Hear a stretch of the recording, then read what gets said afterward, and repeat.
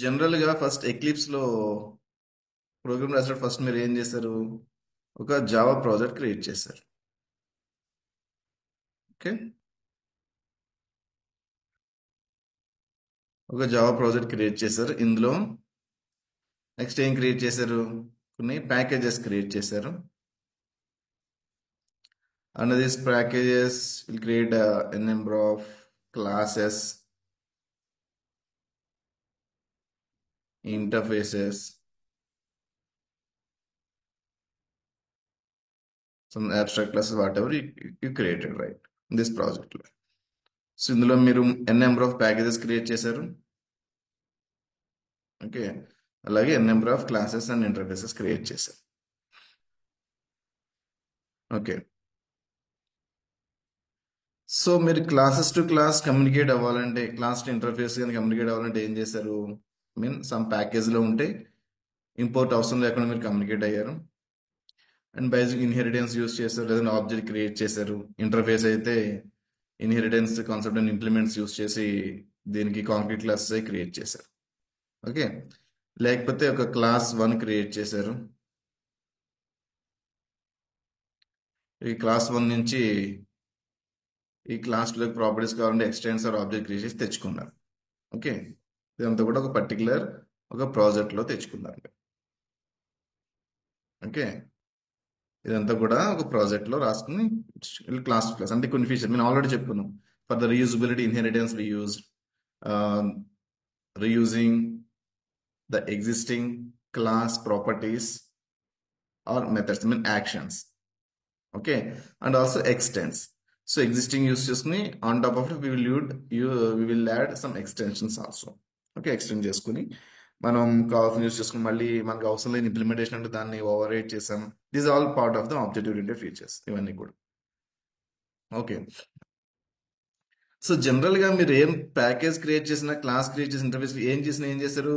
జావాలో ఏదైతే మనకి ప్రొవైడ్ చేశారో దానికి సంబంధించిన కాన్సెప్ట్స్ యూస్ చేసే మీరు ప్రోగ్రామ్ అంతా కూడా రాసుకున్నారు. మీరు కొత్తగా ఏమి క్రియేట్ చేయలేదు. అంటే కొత్తగా క్రియేట్ చేశారంటే ద కాన్సెప్ట్స్ యూస్ చేసుకుని మీరు మీ యొక్క ఓన్ క్లాస్ క్రియేట్ చేసుకున్నారు.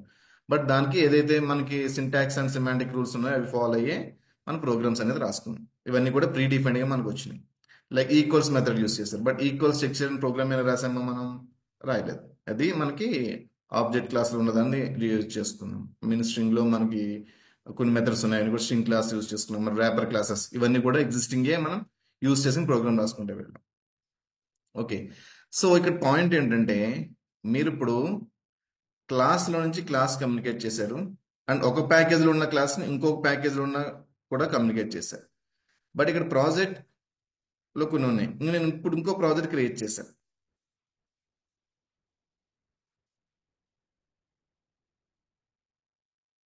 జావా ప్రాజెక్ట్ 2 ఇది క్రియేట్ చేశాను. ఓకే, ఇప్పుడు నాకు ఈ ప్రాజెక్ట్లో ఉన్న ఈ క్లాస్లో ఉన్న ఒక మెథడ్ కావాలి అనుకోండి. నేను ఏదైతే మనం ఈ కోర్ జావాలో చేశారో అది నేను యాక్సెస్ చేసుకోలేను. ఇట్లా రాదు, అవుట్ సైడ్ ద ప్రాజెక్ట్ రాదు, only with in the project. మనం ఏం యూస్ చేసుకుని ఏమైనా సరే, అఫ్కోర్స్ ఏదైనా సరే విత్ ఇన్ ద ప్రాజెక్ట్ మనకి మనం మాట్లాడుకున్న ఇప్పటి వరకు కూడా. అవుట్ సైడ్ ద ప్రాజెక్ట్ అని ఇప్పటి వరకు మనం మాట్లాడుకో. అసలు out side the project concept ఏంటి అంటే, సపోజ్ మనకి జావాలో మనం ఏ ప్రోగ్రామ్లో ఏ కాన్సెప్ట్ రాయాలన్నా సరే ఏం చేస్తారంటే మనకి లైబ్రరీస్ బిల్డ్ చేసి ఇచ్చేస్తారు. సో లైబ్రరీస్ బిల్డ్ చేయడం అంటే ఏంటంటే ఒక ప్రాజెక్ట్ క్రియేట్ చేసి ద సేమ్ వే, సో ఇలానే సంథింగ్ వాళ్ళు బిల్డ్ చేసేసి దీని అంతటిని కూడా ఒక జార్ ఫైల్ చేసేసి మనకి ఇస్తారనమాట.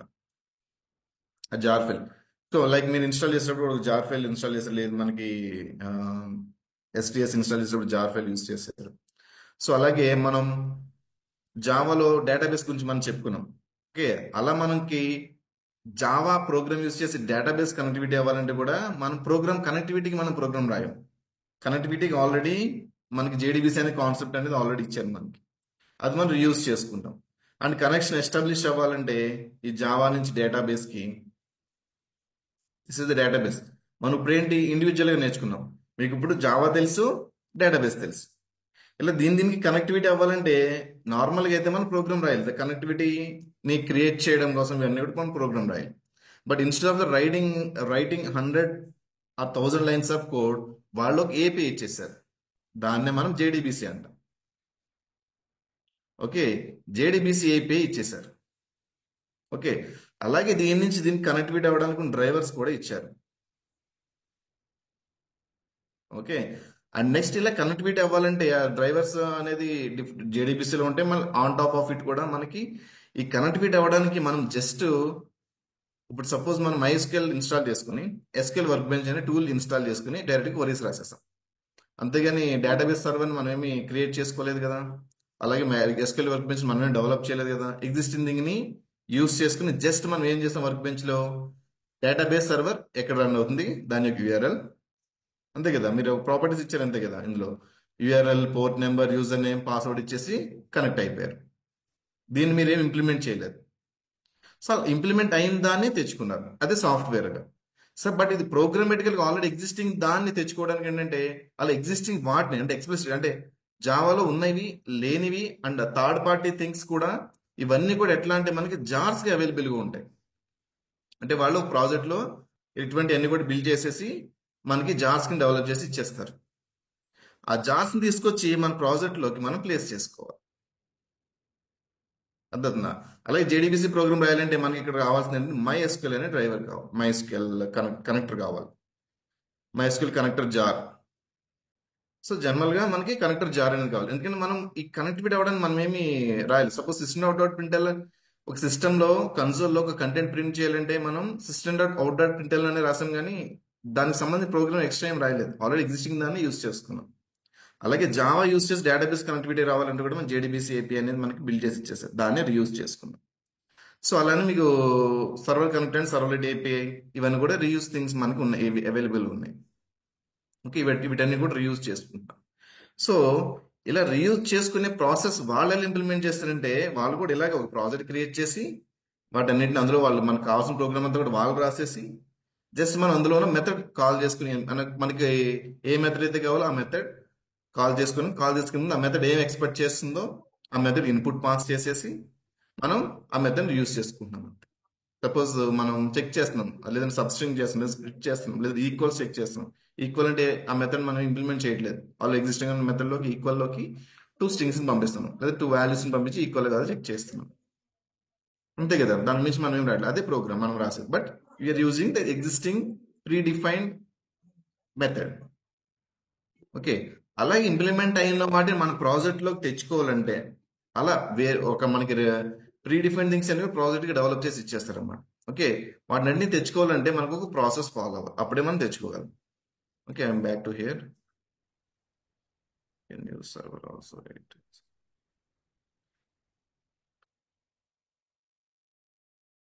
Yes, server is also external for the deployment, Ritika. Okay.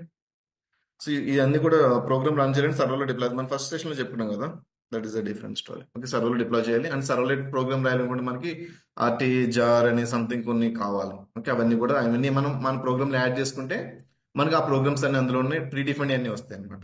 ఇప్పుడు చూడండి, మనం జావా ప్రోగ్రామ్ రాయాలంటే జేడీకేని ఇన్స్టాల్ చేసుకున్నాం.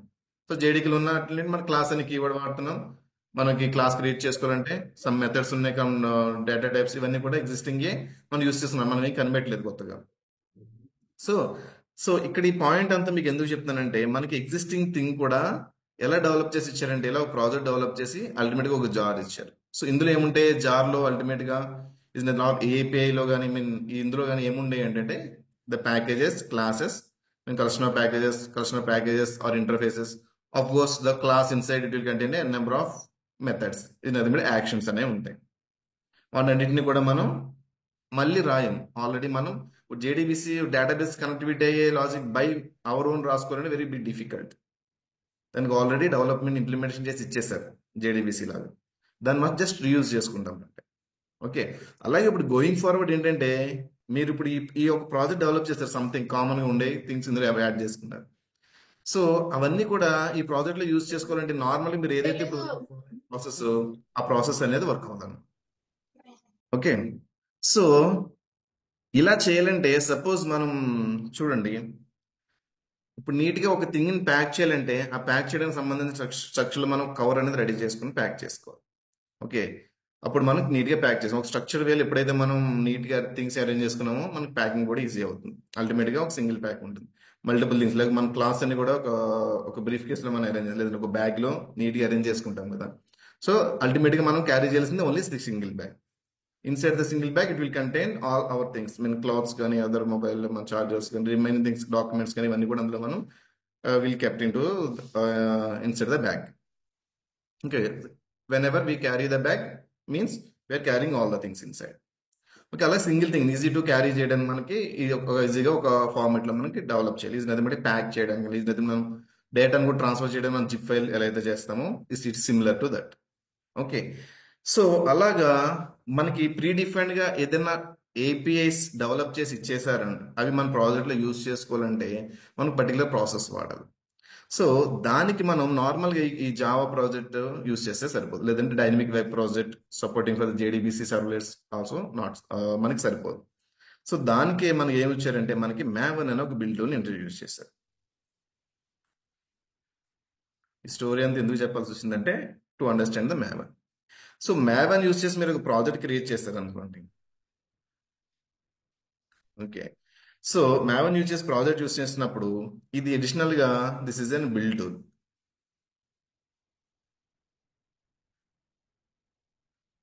Okay, this is build tool. Build tool అంటే ఏం చేస్తుందంటే మనం ఒక ప్రాజెక్ట్ క్రియేట్ చేసిన అందులో మనం ఇలాగ ప్యాకేజెస్ క్లాసెస్ ఇంటర్ఫేస్ అన్ని క్రియేట్ చేసుకుని ఒక సింగిల్ జార్ చేద్దాం అనుకుంటున్నాం కదా.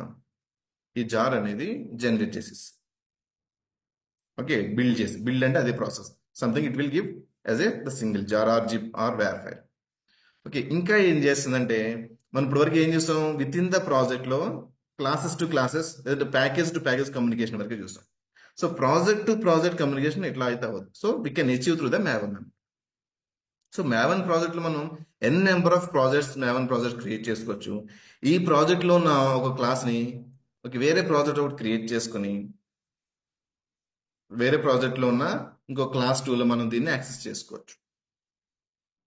ఇవన్నీ కూడా ఇదొక ప్రాజెక్ట్ ఇలా ప్రాజెక్ట్ ఇలా యాక్సెస్ చేసుకోవడానికి, లేదంటే ఇది మనం డెవలప్ చేసింది కాబట్టి యాక్సెస్ చేసుకోవడం, లేదంటే already pre define existing like JDBC అయినా లేదంటే అదర్ మనకి స్ప్రింగ్ అయినప్పుడు గోయింగ్ ఫర్ మనం స్ప్రింగ్ నేర్చుకుంటాం. స్ప్రింగ్ రిలేటెడ్ మనకి జేపీఏ అనేది ఇప్పుడు అన్ని మనం స్ట్రక్చర్ చూపించాను కదా, డిపెండెన్సీస్ ఇవన్నీ కూడా ఆల్రెడీ మనకి డెవలప్ చేసి ఇచ్చేసారు. అవి యూస్ చేసుకుంటామంటే జేపీఏ కానీ మనకి అదర్ రెస్టబుల్ వెబ్ సర్వీసెస్ మనకి ఇంప్లిమెంట్ చేయడానికి కానీ ఒక స్ప్రింగ్ అప్లికేషన్ ని ఇంప్లిమెంట్ చేయడానికి కానీ వీటన్నిటి కూడా ఆల్రెడీ మనకి ఒక ఫ్రేమ్ వర్క్ అనేది వాళ్ళు డెవలప్ చేసేసారు. ఒక ఫ్రేమ్ వర్క్ దాన్ని మన ప్రాజెక్ట్ లోకి తెచ్చుకోవాలి. ఇక ప్రాజెక్ట్ ఎలా డెవలప్ చేస్తారు, లైక్ ఒక ప్రాజెక్ట్ లాగా మీరు ఒక ప్రాజెక్ట్ క్రియేట్ చేసి లైక్ మీరు ఒక క్లాస్ క్రియేట్ చేసి ఆ క్లాస్ వేరే క్లాస్కి ఎలా అయితే తెచ్చుకున్నారో అలాగే ఒక ప్రాజెక్ట్ క్రియేట్ చేసి మన కామన్ యూస్ చేసి అన్ని కూడా కొన్ని ఫీచర్స్ అన్ని కూడా డెవలప్ చేసేసి మనకి ఇచ్చేసారు. బట్ ఈ యొక్క ప్రాజెక్ట్లో ఉన్న దానిని నీ యొక్క దానిలో తెచ్చుకోవాలి, ఇంపోర్ట్ చేసుకోవాలి. క్లాస్ టు అదర్ క్లాస్ అంటే ఇంపోర్ట్ అంటాం. బట్ ఇట్లే ఇవి ఒక ప్రాజెక్ట్ ఇంకో ప్రాజెక్ట్ ఎలా తెచ్చుకోవడానికి బై యూజింగ్ ద మ్యావన్ అనేది మనకు కొంచెం ఫ్లెక్సిబుల్గా ఉంటుంది. ఆల్టర్నేటివ్ మ్యావన్ మన గ్రాడెల్ యాంట్ అని కూడా మనం యూజ్ చేసుకోవచ్చు. ఓకే, సో ఇప్పుడు ఎట్లా అంటే ఈ ప్రాజెక్ట్ కమ్యూనికేట్ చేసుకోవడానికి ఈ యొక్క ప్రాజెక్ట్ లో థింగ్స్ ఈ ప్రాజెక్ట్ లో ఏం కావాలంటే దీని ఒక డిపెండెన్సీ ఇందులో యాడ్ చేద్దాం. దాన్ని మనం డిపెండెన్సీ అని మనం చెప్పుకున్నాం కదా. డిపెండెన్సీ అంటే ఈ యొక్క ప్రాజెక్ట్ లో ఈ ప్రాజెక్ట్ ఎలా అయితే క్రియేట్ చేసాం మ్యావన్ ప్రాజెక్ట్ మీకు చూపించాను కదా, artefact ID, some group ID, some version, ఇవన్నీ దాని యొక్క డీటెయిల్స్ అనేది మనకి చూపిస్తాను మీకు ప్రాక్టికల్ కూడా. ఓకే, టెన్షన్ పడకండి కొత్త వర్డ్స్ విన్నా సరే.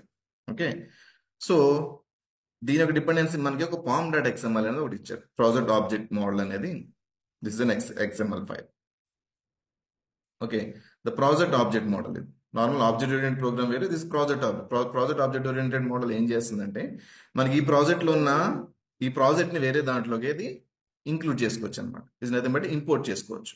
అప్పుడు ఏంటి, ఈ ప్రాజెక్ట్ లో నువ్వు ఏదైతే డెవలప్ చేస్తావో అన్ని కూడా నేను ఇందులో యూస్ చేసుకుంటే సరిపోతుంది. లైక్ ఇందులో నేను ఒక క్లాస్ వేసి అందులో 10 మెథడ్స్ రాశాను, ఇంకో ప్రాజెక్ట్ క్రియేట్ చేసుకున్నాం, అందులోకి రావు జనరల్ గా మీరు ఇప్పుడు వరకు చేసిన దానిలో. బట్ అలా తెచ్చుకోవాలంటే we have to create the maven project అని. మ్యావన్ ప్రాజెక్ట్ క్రియేట్ చేయడం మనకు ప్రొవిజన్ ఎలా ప్రొవైడ్ చేస్తుందంటే మ్యావన్ ప్రాజెక్ట్ అనేది ఏం చేస్తుందంటే మనకి ఈ యొక్క పామ్ డాట్ ఎక్స్ఎంఎల్ అనేది దాన్ని ఒక ఫైల్ ప్రొవైడ్ చేస్తుంది. ఓకే, మనం ఆల్రెడీ లాస్ట్ టైం చూసాం కదా palm dot XML. This is the palm dot XML.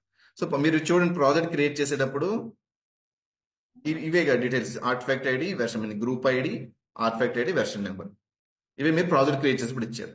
So ఇదే ప్రాజెక్ట్ నేను వేరే దాంట్లో యూస్ చేసుకోవాలంటే కూడా ఇవి వేరే ప్రాజెక్ట్ యొక్క పామ్లెట్ XML లో యాడ్ చేయడమే. మీరు చూడండి ఎగ్జాంపుల్ గా మనం ఇక్కడ డిపెండెన్సీ అంటే ఈ స్ప్రింగ్ ఫ్రేమ్వర్క్ మనం ఇందులో వాడుతున్నాం, ఆల్రెడీ డెవలప్ అయిపోయిన దాన్ని మనం యూస్ చేసుకున్నాం. ఇందులో కూడా మీరు చూడండి డిపెండెన్సీ అంటే దీన్ని డిపెండెన్సీ యాడ్ చేసుకున్నాం, group ID artefact ID. If you want you can add the version also.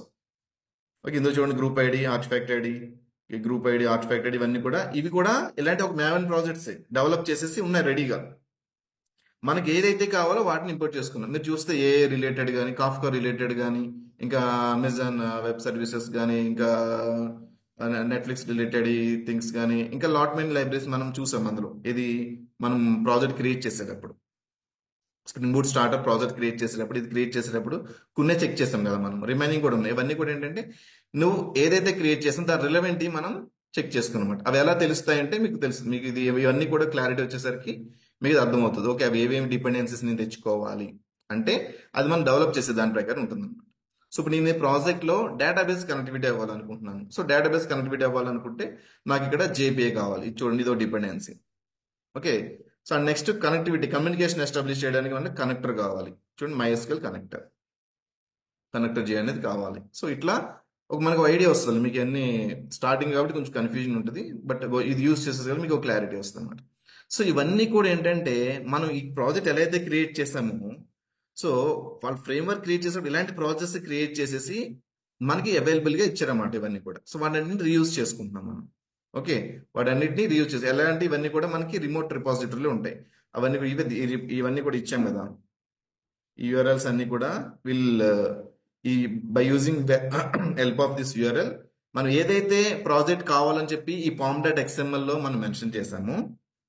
Okay, ఈ pom.xml లో మనం మెన్షన్ చేసాము. వైల్ బిల్డింగ్ ద ప్రాజెక్ట్ ఇవన్నీ కూడా అది డౌన్లోడ్ చేస్తుంది అనమాట. Maven రిపాజిటరీ అంటే రిపాజిటరీలోకి మన డిపెండెన్స్ ఏదైతే ప్రాజెక్ట్ నువ్వు కావాలని ఇందులో యాడ్ చేసావో వైల్ బిల్డ్ ప్రాసెస్ ఏంటంటే ఇదే అనమాట. మనకి ఏదైతే ప్రాజెక్ట్ కావాలో అన్ని తీసుకొచ్చి లోకల్ రిపాజిటరీలో అది స్టోర్ చేసుకుంటుంది. ఓకే, స్టోర్ చేసుకుని వాటిని యూస్ చేసుకునే ప్రొవిజన్ మనకి ప్రొవైడ్ చేస్తుంది. ఓకే, యూస్ చేసుకునే ప్రొవిజన్ ఏంటంటే మనం ఇక్కడ చూడండి, ఇక్కడ ఈ అనోటేషన్ వాడాం.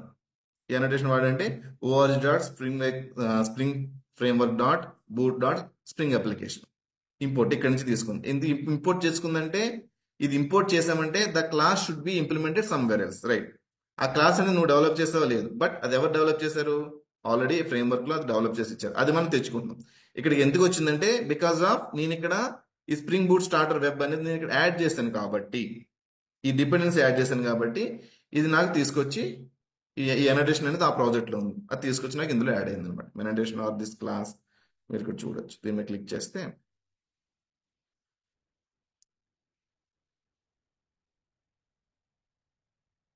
ఓకే, ఇది ప్రీ డిఫైన్డ్ క్లాస్, ఇది మనం క్రియేట్ చేసింది కాదు, ఆల్రెడీ APIలో ఉంది.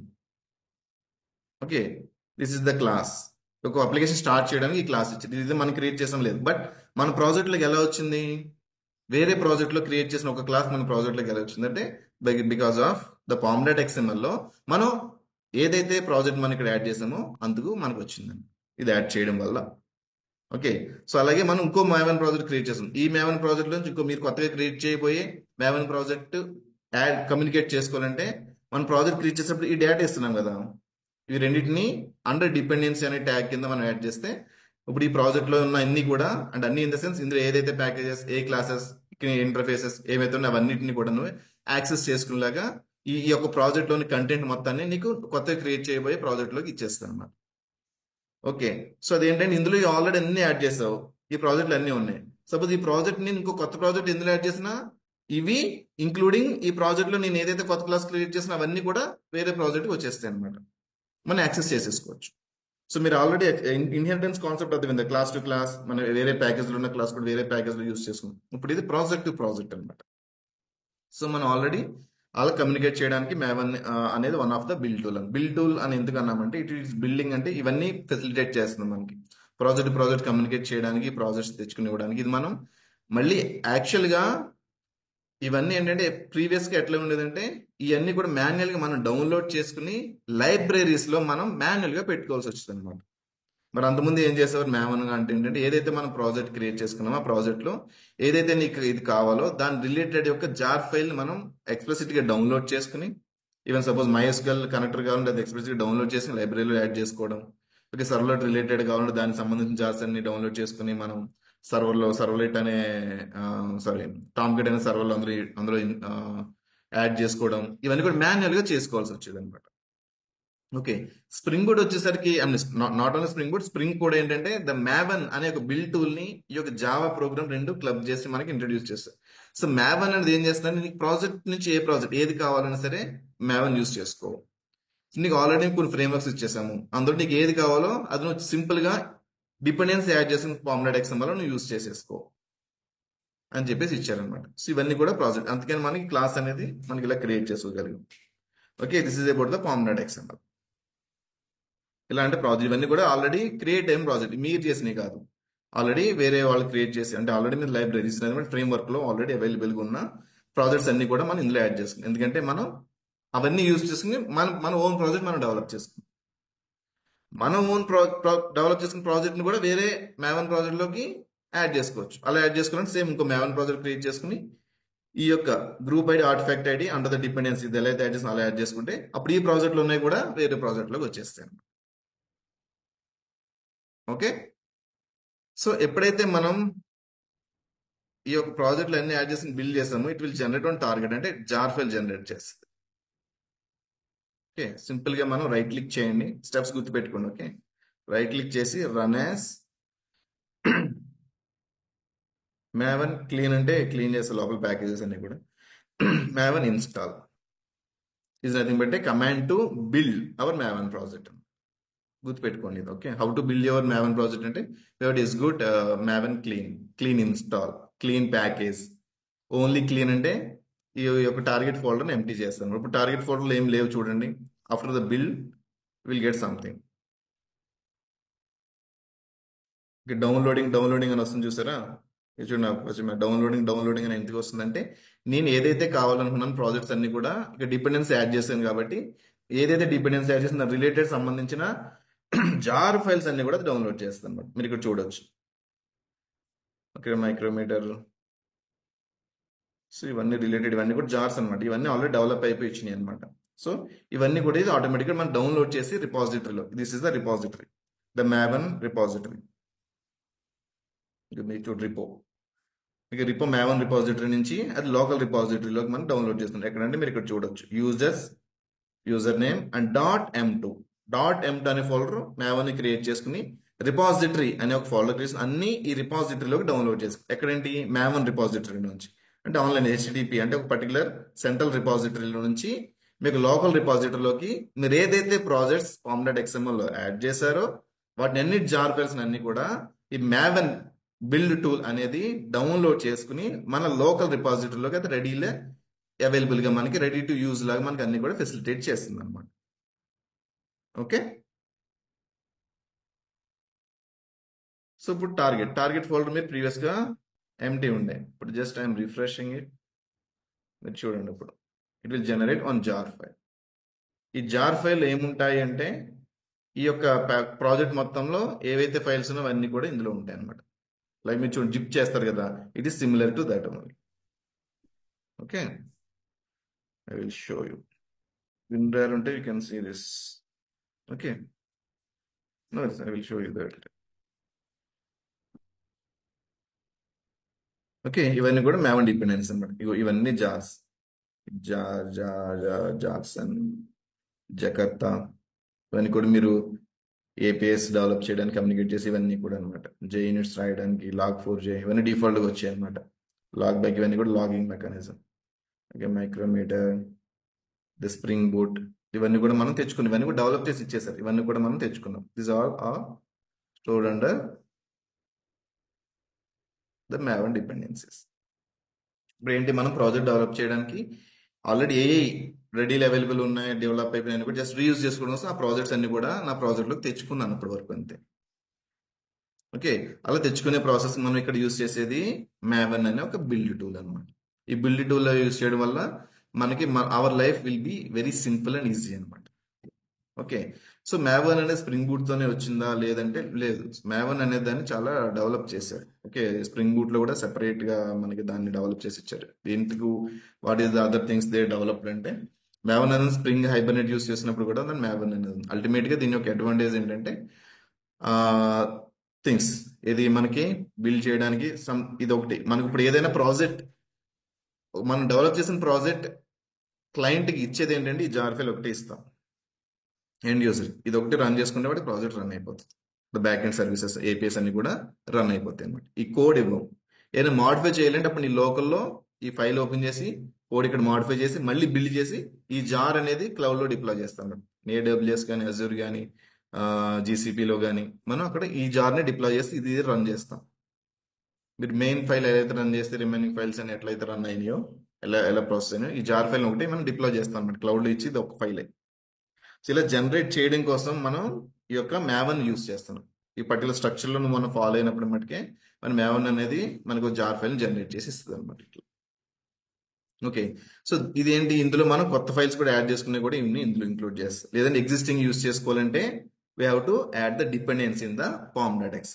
ఏదైతే ప్రాజెక్ట్స్ మనం యూస్ చేసుకోవాలన్నా వాటి డిపెండెన్సీ ఇందులో యాడ్ చేసుకుంటే వాటి అన్నిటి యూస్ చేసుకుని మనం ఇక్కడ ప్రోగ్రామ్స్ రాసుకోవచ్చు. కొత్త క్లాసెస్ క్రియేట్ చేసుకుని మనం యూస్ చేసేసుకోవచ్చు.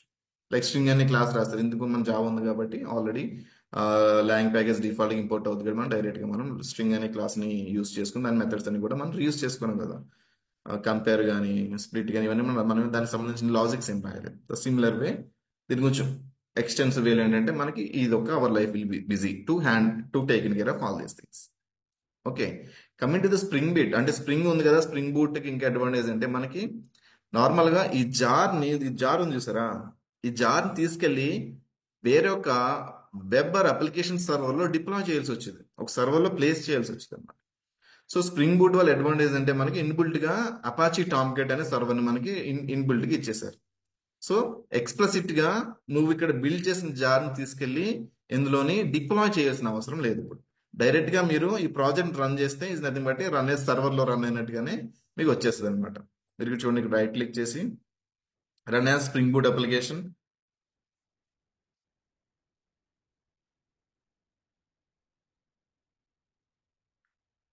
ఇక్కడ స్ప్రింగ్ అని వస్తుంది, ఇక్కడ డిఫాల్ట్ గా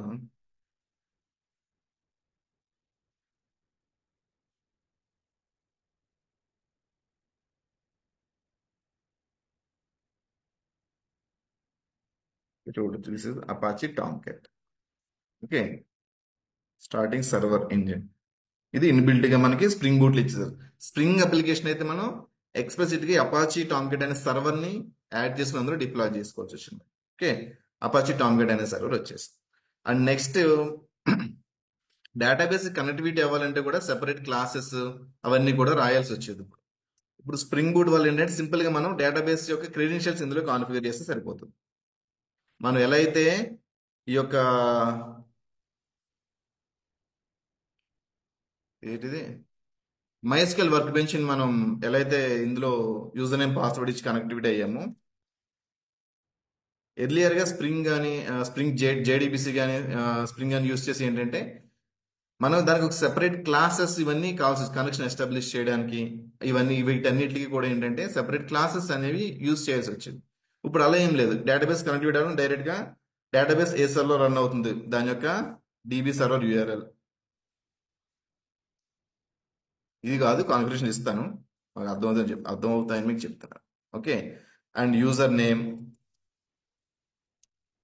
okay, and password, okay, and database name, ఏ డేటాబేస్తో కనెక్టివిటీ అవ్వాలి.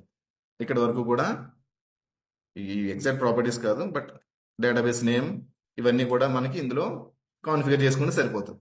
డేటాబేస్ ఆటోమేటిక్ కనెక్టివిటీ అయిపోతుంది. సో ప్రీవియస్గా స్ప్రింగ్లో ఏముండేదంటే ఈ యొక్క database credentials is nothing but database server, user name, password, database నేమ్తో పాటుగా వాటిని మళ్ళీ మీ యొక్క జావా ప్రోగ్రామ్లోకి తెచ్చుకుని మళ్ళీ అప్పుడు కొన్ని క్లాసెస్ యూస్ చేసుకుని ఆ class with the help of those classes we are requesting to database to establish a connection establish చేయడం కోసం ఎక్స్టర్నల్ గా మనం ఒక ప్రోగ్రామ్ రాయాల్సి వచ్చింది అనమాట. ఇప్పుడు ఆ యొక్క ఇదేం లేదు, okay, it is configurable. So spring boot వల్ల అడ్వాంటేజ్ ఏంటంటే most of the things we can make it through the configurable అనమాట. బట్ మనం నచ్చినట్టు కాన్ఫిగరబుల్ అంటే ఏంటంటే మనం జస్ట్ ఇలా కాన్ఫిగర్ చేస్తారు spring boot automatically with identify అనమాట. జస్ట్ డేటాబేస్ యొక్క యూఆర్ఎల్ యూజర్ ని పాస్వర్డ్ ఇస్తే చాలు spring boot application with automatically read with those properties. కాకపోతే ఇక్కడ మనం ఫాలో అవ్వాల్సింది ఏంటంటే స్పెసిఫిక్ ప్రాపర్టీస్ ఏదైతే స్ప్రింగ్ బూట్ ఇచ్చిందో ఆ ప్రాపర్టీస్ వాడి మనం డేటాబేస్ యూఆర్ఎల్, నేమ్, పాస్వర్డ్ అనేవి మన database name and database user name, password ఇవన్నీ కూడా మనం ఇక్కడ ఇవ్వాలన్నమాట. ఇవన్నీ కూడా మీకు చెప్తాను, don't worry about that. So ఇలా కాన్ఫిగరబుల్ చేసడం అన్నిటి కూడా మనకి ఇక్కడ అప్లికేషన్ డాట్ ప్రాపర్టీ ఫైల్ అనేది మనకి ప్రొవైడ్ చేస్తారు ఇలాంటి కాన్ఫిగరేషన్స్ చేసుకోవడానికి. We can use that YAML file also. There is a different story. This is similar to the application web properties. Okay, the structure will be the different. The maintain the configuration, the application web properties and YAML, the file both are in the two different. The structure will be the different. So for the but both applications we are using to achieve the same thing. For the make it configurable. Okay, these are the main advantages. Spring నుంచి Spring Boot రావడానికి ఏంటంటే these are the main advantages. So and also to implement the microservice architecture. So micro service architecture అంటే high లెవెల్లో చెప్తుంది, చాలా bigger subject. But మీకు అర్థమయ్యేలాగా simple గా చెప్పాలంటే మైక్రో అనేది నేమ్ లో ఉంది, సర్వీసెస్ అంటే చిన్న చిన్న సర్వీసెస్ కింద డివైడ్ చేయడం. ఎందుకంటే ఈచ్ సర్వీసెస్ కి ఒక డేటాబేస్ క్రియేట్ చేసి దానికి సంబంధించిన రెస్పెక్టివ్ కంట్రోలర్స్, దానికి సంబంధించిన సర్వీస్ క్లాస్, దానికి సంబంధించిన రిపాజిటరీ, ఇది డేటాబేస్ రిపాజిటరీ క్రియేట్ చేసి మనకి సింపుల్ చేస్తాం. ఎందుకంటే అవన్నీ కూడా ఒక దాంట్లో మనం క్లబ్ చేసుకుంటే మోనోలిథిక్ వాడేవి. దానివల్ల డిసడ్వాంటేజెస్ అఫ్ కోర్స్ దానివల్ల కొన్ని అడ్వాంటేజెస్ కూడా ఉన్నాయి. డిసడ్వాంటేజెస్ ఉండడం వల్ల మనకి ఈ మైక్రో సర్వీస్ ఆర్కిటెక్చర్ అనేది వచ్చింది. సో ఎందుకంటే టు ఏదైనా ఒక సర్వీస్ డిప్లాయ్ చేయాలనుకోండి, కంప్లీట్ ఎంటైర్ అప్లికేషన్ డౌన్ చేయాల్సి వస్తుంది. ఇప్పుడు సపోజ్ మనం చూస్తాం నెట్ బ్యాంకింగ్, నెట్ అనేది డౌన్ లో ఉంది, నెట్ బ్యాంకింగ్ చేసేటప్పుడు సర్వర్ డౌన్ అంటారు కదా. సో బట్ మీకు అదే టైంలో ఏటీఎంకి వెళ్తే పనిచేస్తుంది, ATM services will run. Okay, అదే టైంలో బ్యాంక్ వెళ్తే బ్యాంక్ సర్వర్ పనిచేస్తుంది, లేదంటే ఒకసారి నెట్ బ్యాంకింగ్ సర్వర్ పనిచేస్తుంది. బట్ ఏంటంటే ఆల్ ఆర్ టు డిఫరెంట్ మీనియన్స్ అనమాట. మీనియన్స్ అంటే టు ఒక కస్టమర్ అనేవాడు రీచ్ అవ్వడం different services they are provided. So ఇవన్నీ కూడా అండర్ సింగిల్ ప్రాజెక్ట్ మన వైపు డెవలప్ అవ్వట్లేదు. ఒక్కొక్క థింగ్ లో ఒకటి డౌన్ అయినా సరే ఇంకో దాన్ని ఇంపాక్ట్ అవ్వకుండా ఇండివిజువల్ గా, అంటే ఒక స్టేజెస్ వైజ్ దాన్ని స్ప్లిట్ చేసి ఓకే ఈ పీస్ ఆఫ్ కోడ్ ఇది ఓకే సపోజ్, లేదంటే సపోజ్ మీరు ఎన్ఈఎఫ్టీ ట్రాన్సాక్షన్ చేస్తారు, సో అక్కడ వరకు ఒక సర్వీస్, రిమైనింగ్ తీసుకునేది వేరే సర్వీస్, ఇలా స్ప్లిట్ చేసే చిన్న సర్వీసెస్ కింద స్ప్లిట్ చేసినప్పుడు సమ్ టైమ్స్ ఏంటి ఎన్ఈఎఫ్టీ సర్వీస్ పని చేయవు, అప్పుడు ఐఎంపీఎస్ పని చేయొచ్చు. సో మొత్తం మనీ ట్రాన్స్ఫర్ చేసుకున్న సర్వీసెస్ డౌన్ చేసి అవన్నీ కూడా ఒకటే ప్రాజెక్ట్ డెవలప్ చేసాను అనుకో, మనం ఏదైనా చేంజెస్ డిప్లాయ్ చేసినప్పుడు అన్ని సర్వీసెస్ డౌన్ చేయాల్సి వస్తుంది. ఇన్స్టెడ్ ఆఫ్ దట్ ఏంటి, నేను ఒక్కొక్క ట్రాన్సాక్షన్ టైప్ కి ఒక్కొక్క సర్వీస్ డెవలప్ చేసుకున్నాను అనుకోండి, ఏమవుతుంది అఫ్ కోర్స్ సమ్ టైమ్స్ నేను ఎన్ఈఎఫ్టీ డౌన్ చేసుకోవచ్చు బట్ ఐఎంపీఎస్ వర్క్ అవుతుంది. లేదంటే సమ్ టైమ్స్ నేను యూపీఐ ట్రాన్సాక్షన్ డౌన్ చేసుకోవచ్చు but net banking transactions down, లేదంటే సమ్ టైమ్స్ నేను నెట్ బ్యాంకింగ్ అండ్ యూపీఐ పనిచేస్తుంది, ఏటీఎం పనిచేస్తుంది. ఇలా నేను ఎప్పుడైతే నేను ఇవన్నీ కూడా ఒకే ప్రాజెక్ట్ లో కాకుండా డివైడ్ చేసుకుని నేను డెవలప్ చేసుకున్నాను, అప్పుడు నీకు ఒక సర్వీస్ డౌన్ ఉన్నా సరే ఇంకో సర్వీస్ అనేది రన్నింగ్ లో ఉంటుంది. ఇవన్నీ కూడా ఎప్పుడైతే నువ్వు ఒకటే ప్రాజెక్ట్ లో బిల్డ్ చేసి ఒకటే సర్వీస్ గా నువ్వు ఎప్పుడైతే రన్ చేసావో, సింగిల్ సర్వీస్ గా రన్ చేసావో, ఆ సింగిల్ సర్వీస్ డౌన్ చేసినప్పుడు అందులో ఉన్న మల్టిపుల్ సర్వీస్ అన్ని కూడా ఒకటేసారి డౌన్ అయిపోతాయి. అందుకని మైక్రో సర్వీస్ ఆర్కిటెక్చర్ అనేది ఇప్పుడు ఎందుకు యూజ్ చేస్తానంటే this is the main network. High లెవెల్లో చెప్పిన మీకు ఒక పర్సన్ కూడా చెప్పలేదు, జస్ట్ హై లెవెల్లో ఒక పాయింట్ అర్థం అవడం కోసం మీకు చెప్పాను అంతే. Lot many the technical things and architecture level, design levels, lot many things will involved to achieve or fulfill that microservice architecture into our project. Okay, just make a basic understanding వరకు గుర్తు పెట్టుకోండి. ఓకేనా, this is about that the brief introduction about the Maven and the Spring Boot project. Okay, APS చెప్పాలి.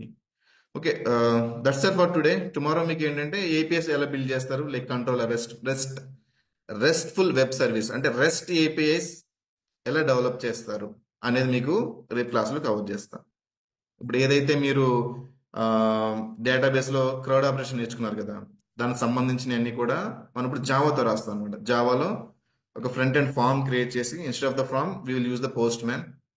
మీరు meantime మీరు చదవాల్సిందల్లా ఏంటంటే just ఒక బ్రీఫ్ గా అండర్స్టాండ్ చేసుకోండి. మ్యావన్ అనేది ఏది చెప్పాను దానికోసం మళ్ళీ కొంచెం చదవండి. మీరు స్ప్రింగ్ బూట్ గురించి ఒకసారి చదవండి, పోస్ట్ మ్యాన్ ఏం చేస్తే చదవండి, రెస్ట్ ఏపీఐ అంటే ఏంటి అనేది కూడా మీరు చదవండి. ఓకే, రేపు ఏంటంటే మీకు రెస్ట్ ఏపీఐ అంటే ఏంటి, దానివల్ల మెయిన్ అడ్వాంటేజ్ ఏంటి, రెస్ట్ ఏపీఎస్ బిల్డ్ చేయడం వల్ల మనం ఏం అచీవ్ చేస్తున్నాము, వాట్ ఈస్ ద ఈజీనెస్ అనేది మనకి అచీవ్ చేస్తే సెక్యూరిటీ ఎలా ప్రొవైడ్ చేస్తున్నాము, ఇవన్నీ కూడా జస్ట్ ఓవర్ వ్యూ చెప్పుకుని రెస్ట్ ఏపీఎస్ గురించి ఒక ఓవర్ వ్యూ చెప్పుకుని రెస్ట్ ఏపీఎస్ మనం బిల్డ్ చేద్దాం రేపు. ఓకేనా?